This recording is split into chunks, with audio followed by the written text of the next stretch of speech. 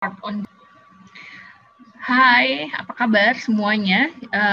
Jadi hari ini videonya diambil di malam hari. Jadi mohon maaf kalau lightingnya juga kurang oke banget, beda dengan siang hari untuk video-video yang pernah tayang sebelumnya. Jadi apa kabar semuanya hari ini? Semoga semuanya baik-baik ya. Hari ini adalah tanggal 21 Juli 2021, di mana kita masih dalam masa pandemi. Jadi harapannya adalah semoga yang lagi nonton juga sehat selalu, dan jangan lupa untuk jaga kesehatannya. Di video kali ini adalah special edition. Kenapa kok saya bilang adalah special edition? Karena sebenarnya dari setiap video yang tayang, akhirnya bisa mendapatkan respon yang bagus dari beberapa rekan-rekan mahasiswa. Nah, salah satu yang bertanya kepada saya itu adalah tentang materi konsolidasi. Di mana materi konsolidasi sendiri itu ada di mekanika tanah 2 sih sebenarnya kalau di ITATS ya. Tapi kalau di beberapa kampus lain saya kurang tahu bagaimana tentang materi kuliah yang diajarkan di setiap kampusnya. Tapi pada dasarnya untuk pembahasan konsolidasi sebenarnya basicnya itu adalah di mata kuliah mekanika tanah, kemudian akan berkembang terus di metode perbaikan tanah di rekayasa fondasi. Karena sekali lagi saya ingatkan, pada dasarnya kalau kita merencanakan sebuah desain bangunan bawah, itu cuma ada dua. Pertama, kita akan bicara tentang daya dukung, bearing capacity, dan yang kedua adalah settlement. Jadi bearing capacity itu adalah daya dukung. Kalau kita merencanakan fondasi, ya berarti kita merencanakan si daya dukung fondasinya. Oke. Jadi tanpa berlama-lama lagi, kita akan membahas untuk special edition kali ini adalah pertanyaan dari, kita coba lihat dari siapa ya. Oh, salah yang di-share ini, sorry. Oke, saya slideshow dulu. Oke, jadi pembahasan soal konsolidasi ini adalah pertanyaannya dari ini. Jadi ini adalah dari Syarifuddin Daeng, dia dari jurusan Teknik Sipil UI ya, kalau nggak salah ya. Jadi kemudian dia tanya ke saya bulan Juli ini, masih newbie banget. Nanti ada beberapa pertanyaan sebenarnya yang belum pernah saya keluarkan di sesi special edition. Jadi nanti akan ada sesi special edition lainnya.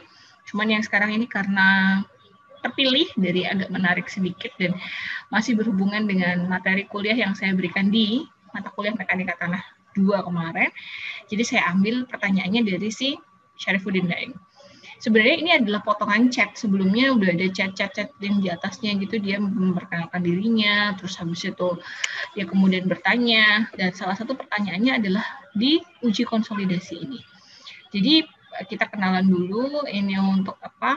Untuk gimana nih caranya Bu buat menghasilkan suatu kondisi yang seperti ini. Jadi contoh soalnya dia di sini itu pertama dia ada suatu tangki air diameter 20 dengan beratnya adalah 20.000 kilonewton dengan ini tertanam di pasir adalah 2 meter.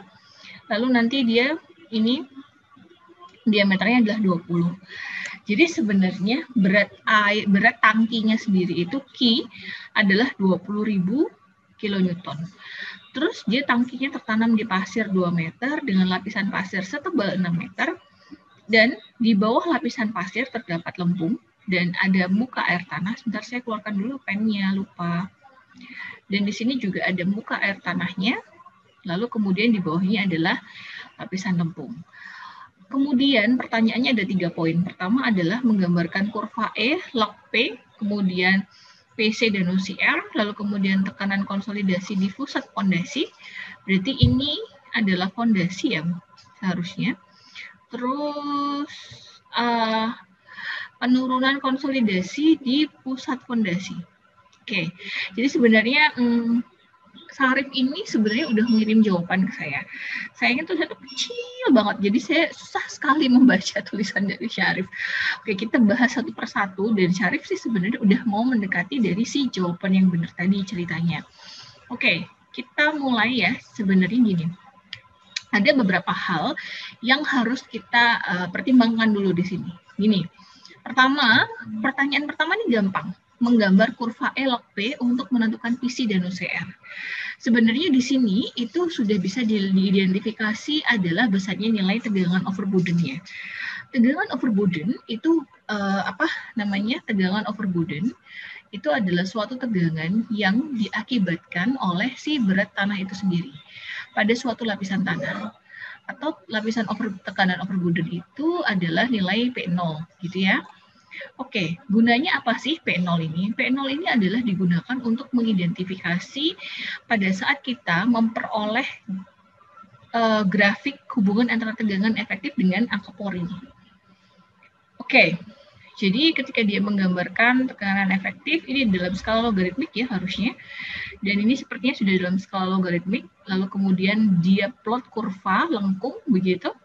Lengkung atas ini adalah lengkung virgin konsolidasi pembebanan bertahap yang dilakukan dalam waktu 24 jam yang dilakukan secara berturut-turut sejumlah dari beban yang ada di laboratorium. Setelah mencapai beban maksimum, maka saja dia akan melakukan pelepasan beban atau unloading. Nah, unloading ini adalah suatu proses pengembangan dari tanah. Jadi kalau misalkan yang di atas ini adalah dari tanah, suatu komponen tanah gitu ya, dia yang terus dibebani terus-menerus, dia pasti akan mengalami perubahan volume. Dari perubahan volume itu, yang namanya volume itu akan terdiri dari rongga, dan rongga itu diukurnya dengan nilai angka pori gitu kalau di mekanika tanah. Ya. P0 itu cara nyarinya gimana sih? Taruhlah kita gambar dulu lah aja lah kurva grafik lengkung virgin dan kurva unloadingnya. Kemudian kita akan melihat di sini yang namanya tegangan overburden P0 itu adalah apa? P0 itu adalah digunakan untuk apa dulu? Tegangan overburden ini kan digunakan untuk mengidentifikasi kurva Virgen curve-nya. Lapisan tanah lempung di sini adalah setebal 6 meter. Anggapannya, sebenarnya gini, tegangan overburden itu berdiri dari konsep tegangan normal, dari fungsi dari gamma dikali dengan ketinggian. Itu fungsi dari tegangan overburden, sama dengan tegangan total, itu adalah fungsi dari gamma dikali dengan H. Kemudian, kalau kita memiliki lapisan tanah seperti ini, otomatis lapisan tanah lempung itu adalah berada pada lapisan kedua. Karena berada di lapisan kedua, tegangan overburden-nya ini apakah hanya di tanah lempung saja? Tidak. Namun, tegangan overburden ini dilihat dari atas sampai ke bawah. Itu ceritanya. Nah, berarti P0 itu kalau kita di sini, itu karena berangkat dari tegangan normal. Tegangan normal kan kita harus tahu di mana letak titik tinjaunya. Masalahnya di sini tidak ditulis baik di mana letak titik tinjaunya. Jadi kita menghitungnya di akhir nih, misalkan di akhir dari pengambilan dari lempungnya, gitu.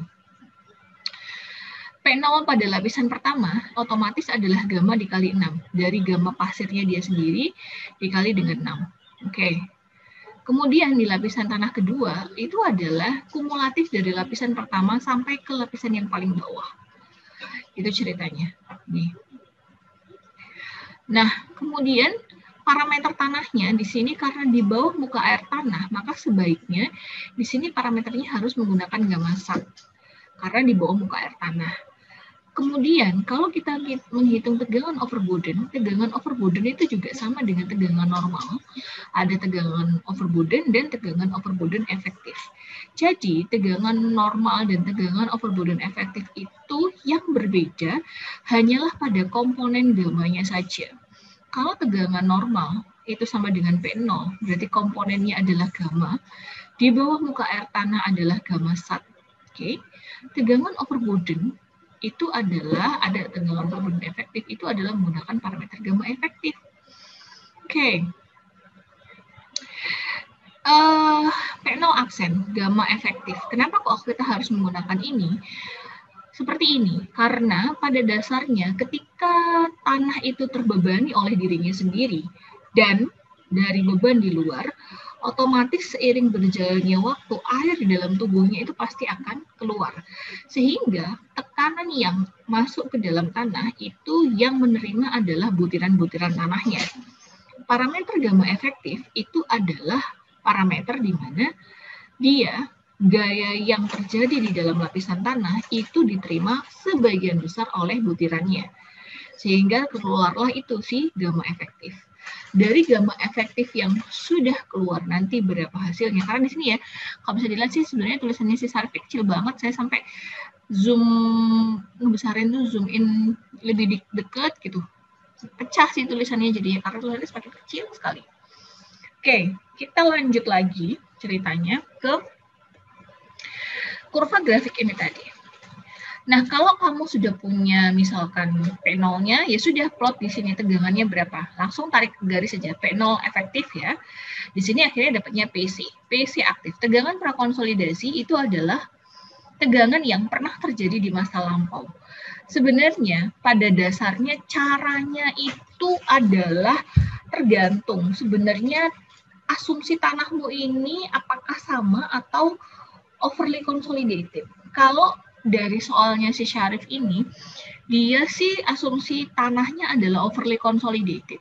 Karena asumsi tanahnya adalah overly consolidated, cara plot PC-nya harus berbeda dengan cara normally consolidated. Jadi menggunakan cara yang dari kurva Virgin curve-nya itu langsung ditarik garis miringnya ini. Jadi kalau kurva Virgin sebenarnya sama dari lengkung terpendeknya. Yang pertama kali melengkung, kalau saya, di titik ini ditarik garis lurus, ditarik garis singgung, kemudian memotong dari perpanjangan kurva miring dari ini, lengkung virginnya ini ditarik untuk berpotongan di antara keduanya.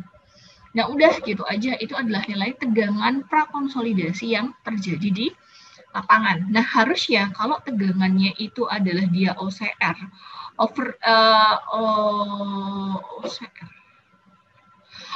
overly consolidated ratio, berarti kan ada normally consolidated dan overly consolidated. Oke. Itu kan adalah perbandingan dari PC dibagi dengan P0. Berarti nanti tinggal dibagi, kalau PC dibagi dengan P0-nya, otomatis ini efektif semua ya, kurang dari 1, berarti dia termasuk di normally consolidated. Tapi kalau dia PC aksen dibagi dengan P0 aksennya dia adalah lebih besar dari 1, maka dia adalah overly consolidated. Ini tuh buat apa sih, Bu? Sebenarnya ini adalah untuk menentukan rumus besarnya penurunan konsolidasi yang akan kalian pakai. SC primer ya, bukan SC sekunder. Karena penurunan konsolidasi itu kan dibagi 2. SC primer dan SC sekunder. SC primer itu yang kita lakukan setiap kita pada saat pelajaran mekanika tanah atau metode perbaikan tanah. Oke. Pertanyaannya itu adalah, pertama adalah hitung penurunan konsolidasi total SC di pusat fondasi. Oke, sebenarnya jawabannya si Syarif ini kurang lengkap dikit, tapi meskipun juga jawabannya udah mulai mendekati betul, sebenarnya gini jawabannya. Kalau kita lihat di sini, kalau kita bicara tentang penurunan konsolidasi atau SC di manakah terjadinya, itu hanya terjadi di lempung saja. Ingat, SC hanya terjadi di tanah lempung. Apakah penurunan konsolidasi terjadi di pasir? Tidak. Di pasir hanya penurunan immediate saja, penurunan segera. Oke, SC akibat dari fondasi ya, kalau nggak salah tadi, fondasi, dan ini adalah ini sekarang. Oke, kalau kita menganut kepada konsep sebelum kalian belajar pada rekayasa fondasi, di mana kalau kalian di sini punya beban seperti ini setinggi 2 meter gitu ya, ini kalian anggap dia adalah setinggi 2 meter dengan diameter adalah 20 cm dan ini sama gambarnya dengan diameter dari tangki. Kalau saya boleh menginterpretasi dari soal ini tuh begini bentuknya. Berarti fondasimu itu dasarnya adalah lingkaran, ceritanya gitu. Oke, kita satu-satu dulu ya. Maka yang namanya dalam kita menghitung penurunan, selain besarnya tegangan overburden, itu juga kita perlu menghitung besarnya nilai penambahan besarnya tegangan atau delta P. soal di sini berarti ada dua delta P yang harus kamu perhatikan. Pertama adalah dari fondasinya, dan kalau kamu punya beban fondasi adalah Q dengan I diameter 20 ceritanya. Oke, kalau saya nggak salah ya, nanti menginterpretasikan soalnya bentuknya gini. Pertama, kita lihat di fondasi dulu. Oke, fondasi berarti dia menggunakan tinggi adalah 2 meter. Benar ya? Terus habis itu diameternya adalah 20 meter. Berarti R-nya adalah berapa R-nya? Adalah berapa? Q0-nya adalah R-nya berarti setengahnya adalah 10. Oke. Kalau kita mengatakan bahwa pondasi ini adalah dengan bentuk dasar lingkaran, maka delta P itu adalah diidentifikasi dari kurva penambahan tegangan dari business key. Seperti ini bentuknya, di mana kalau kita tampak dari atas dia bentuknya lingkaran, tapi kalau dari potongan melintang dia bentuknya persegi seperti ini. Langkah pertama, karena dia pusat berarti letaknya di tengah ya, terhadap titiknya dari dasar ini. Oke.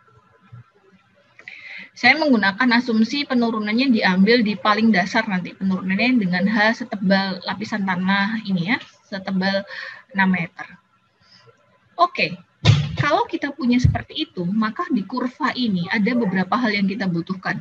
Pertama, delta P itu komponen dari, apa ceritanya? Delta P atau delta Q sama saja, itu adalah komponen dari I yang dinyatakan dalam prosentase dikalikan dengan nilai Q. Ini bisa dilihat ya. Q itu apa? Q itu adalah besar beban yang diberikan tadi itu dia berapa ceritanya. Oke. Kamu kenalan tak Kansa? Mau kenalan? Oke guys, ada iklan dulu ya, karena saya juga ini. Oke, sebentar ya, saya kenalin dulu, ada iklan lewat.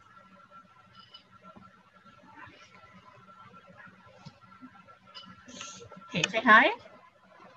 Say hi. Say hi.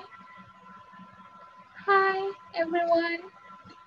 My name is Kansa. How old are you? How old are you? I am. Berapa umurnya? 5. 5? Yours? Yes, umur. Okay. Don't forget to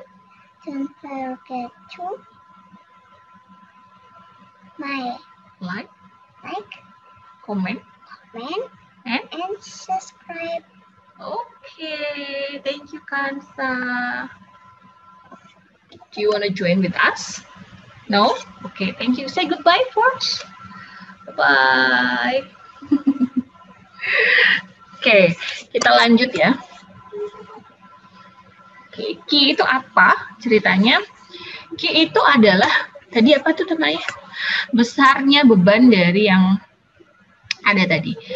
Karena kita punya ketinggian adalah 2 meter di sini. Berarti hanya adalah 2 meter. Q itu satuannya apa toh? Satuannya itu adalah kilonewton per meter kuadrat. Pokoknya satuannya perluasan lah. Jadi intinya gitu. Berarti Q-nya sendiri itu adalah dari setinggi dari pasir ini, seharusnya setinggi dari yang tertanam. Jadi yang di sini nilai Q-nya adalah dari gamma pasirnya tadi dikali dengan ketinggian dari pasirnya. Ya. Dikali tingginya 2. Berarti nilai Q untuk fondasi yang pertama dengan bentuk fondasi yang pertama yang tertanam di sini, nilai gamma T adalah Q-nya adalah gamma T pasir dikali 2. Dapatlah satuan kilonewton per meter kuadrat. Jadi kita kalikan saja daripada galau saja gitu ya. Oke, kita kalikan gamma T-nya adalah 18,07, berarti di sini 18,07 dikali 2. Berapa itu hasilnya? Oke, silahkan hitung sendiri. Oke. Kalau sudah ketemu Q-nya, berarti kita mengidentifikasi apa? Di dalam kurva ini itu ada ceritanya apa? Ceritanya adalah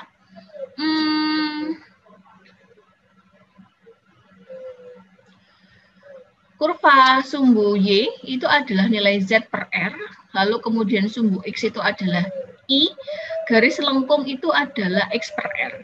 Bagaimana kita mendapatkan nilai I? Itu adalah menghubungkan dari Z per R ditemukan dengan X per R. Pertanyaannya sekarang, bagaimana kita mengidentifikasi nilai Z dan nilai X-nya? Z ceritanya, tapi sebenarnya kalau kamu mau pakai rumus tuh bisa pakai rumus ini loh, Rek. Jadi ini itu adalah rumus. Bagaimana kamu mencari nilai I di titik pusatnya pondasi. Pakai rumus ini juga boleh, tapi kalau mau pakai grafikal juga boleh.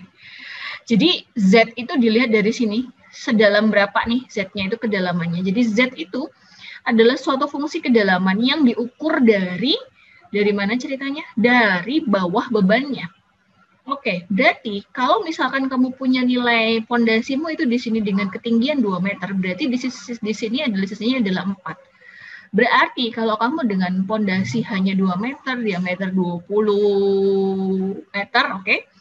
R-nya berarti 10, karena dari setengah diameter, berarti Z-nya dari bawah fondasi ke paling bawah tanah lempung, itu adalah 4 ditambah 6. Itu kalau di akhir, at the end lempungnya.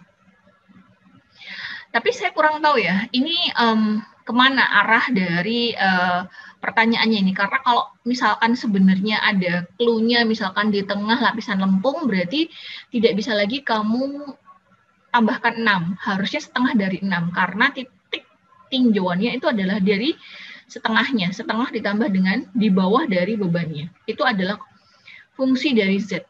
X itu adalah jarak dari titik pusat beban ke arah lagi titik yang mau ditinjau. Tapi kan di sini kamu ditanya di pusat fondasi. Sehingga artinya nilai dari X itu adalah sama dengan 0 sebenarnya. Berarti X-nya itu adalah sama dengan 0.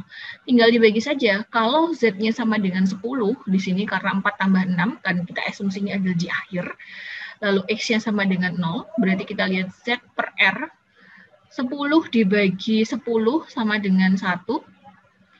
0 dibagi 10 sama dengan 0. Oke, kita mulai ya. Z per R sama dengan 1. Z per R di sini sama dengan 1. Ditabrakkan dengan 0, berarti kurvanya di sini. Ditarik lagi lah garisnya ke sini. Yang lengkungnya. Sorry guys. Garis lurusnya tidak lurus. Kita mulai lagi. 1, ditariklah garis ke sana. Ceritanya. Oke, ini ditarik ke sana, narik ke atas. Ya kira-kira dapatnya 80 di sini ya. Berarti 65-an lah, 65%. Berarti I itu adalah 65%. Berarti delta P, delta P akibat dari fondasi ini, yang di bawah ini 2 meter, delta P-nya adalah 65% dikali dengan hasilnya yang ini tadi. Berapa yang kamu kali? Nih. Oke, dapatlah satuan kilonewton per meter kuadrat. Jangan lupa delta P, P0, PC itu dapatnya. Oke. Setelah itu, kamu harusnya untuk menghitung penurunan konsolidasi total di pusat fondasi dengan bentuk yang ini, kamu harus membandingkan dulu. Rumus ini tuh dua-duanya adalah rumus untuk overly consolidated. Bedanya apa? Bedanya adalah pada saat kamu mengidentifikasi nilai P1 dan P2-nya.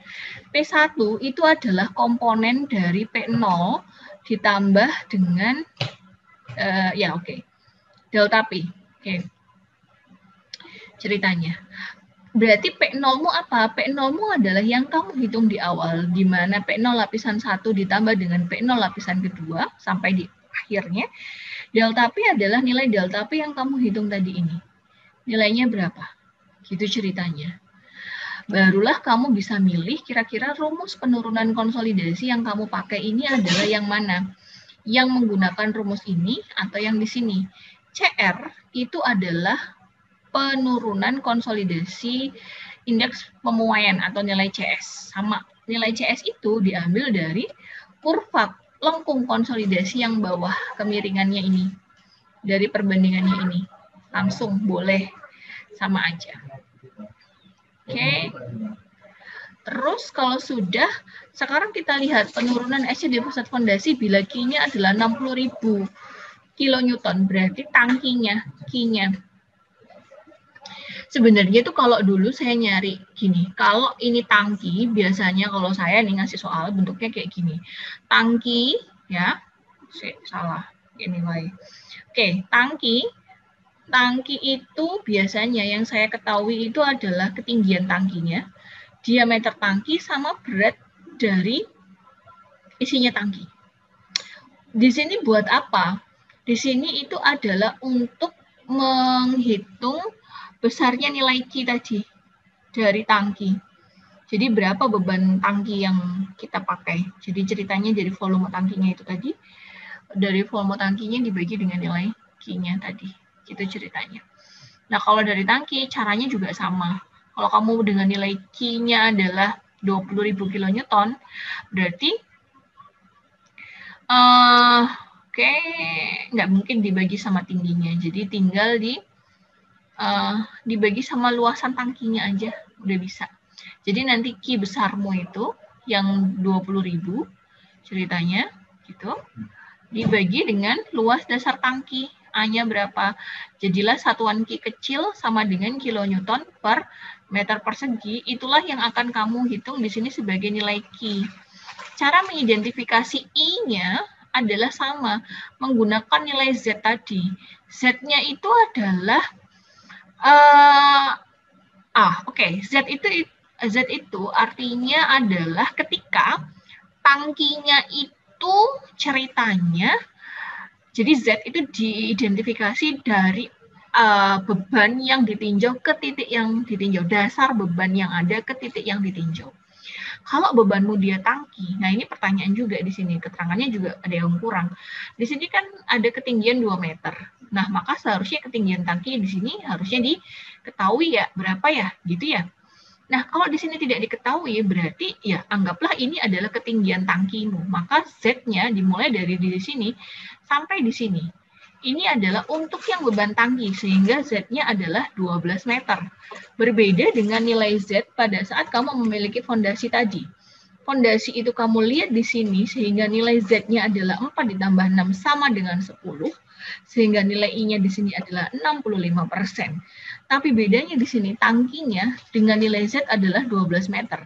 Untuk nilai R, nilai X, karena dia letaknya adalah di tengah fondasi, berarti nilai X-nya itu sama dengan 0. Nanti, kalau misalkan pertanyaannya itu berubah, maka juga akan mengikuti dari jawabannya. Kalau sudah sampai seperti ini, jangan lupa untuk ngeplotkan Z per R pada sumbu Y, menabrakkan ke kurva garis lengkungnya ini adalah untuk X per R, dan kemudian diperolehlah nilai I yang akan kalian peroleh pada sumbu X, dapatlah nanti nilai delta P. Dari delta P nanti tinggal ditambahkan dengan P0 yang diperoleh dari yang tadi di awal, lalu kemudian barulah digunakan untuk menghitung si penurunan overly consolidated ini. Gitu ceritanya. Jadi silahkan dipraktekkan sendiri. Gimana caranya, nanti kalau misalkan masih nggak ngerti juga, bisa langsung email saya. Emailnya sudah ada di kolom description. Kalau misalkan mau lebih enak sih sebenarnya saya suka pakai email. Jadi karena saya harus membaca dulu dokumennya, karena kalau WA itu atau IG agak susah buat saya, karena saya juga agak jarang ngebukanya. Jadi sekian dulu videonya dari saya, agak singkat sebenarnya, karena ini adalah special edition. Sampai ketemu lagi di special edition lainnya. Jangan lupa jaga kesehatannya. Thank you for watching. Jangan lupa subscribe, jangan lupa share video ini sebanyak-banyaknya. Thank you.